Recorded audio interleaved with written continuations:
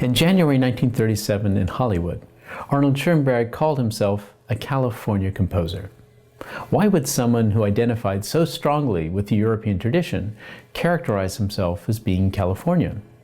What ties did he have to other cultural figures on the West Coast, and with Hollywood in particular? One of the arguments I make in my book, Schoenberg and Hollywood Modernism, is that Schoenberg's ties to Hollywood were an essential part of his work in America.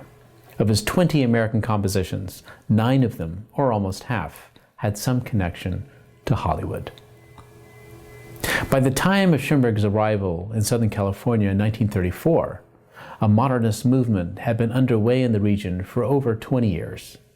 Modernism first arose in Europe during the late 19th century as a means of breaking away from the past, and it eventually made its way to Southern California, where it influenced all of the arts, including music, painting, photography, dance, and architecture. It comprised men and women from across the United States, Europe, Mexico, and Asia, which I discussed in the first chapter to the book. So the exiles did not create modernism in the region, although they did transform it.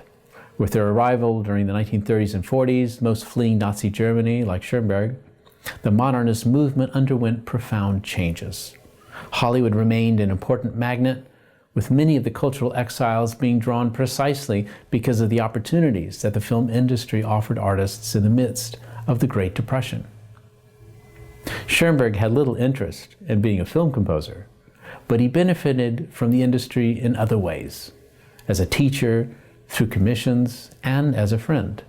He joined the social circle of such figures as George Gershwin, Oscar Levant, Alfred Newman, and David Raksin, a circle that would hardly have been possible in Europe. The compositions he wrote with some connection to Hollywood resulted from either patronage or performance by figures connected to the film studios. Schoenberg developed these ties from the moment he stepped foot in California, and he kept them until his death in 1951.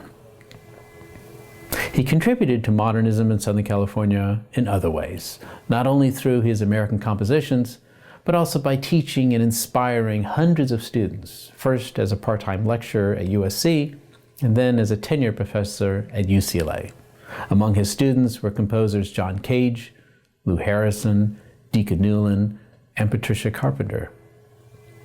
So contrary to the way numerous scholars have portrayed Schoenberg in America as an isolated, lonely figure, I believe the reverse is true, that he was deeply involved in the academic and film industry circles in which he found himself, and sought to contribute to the modernist movement in multiple ways.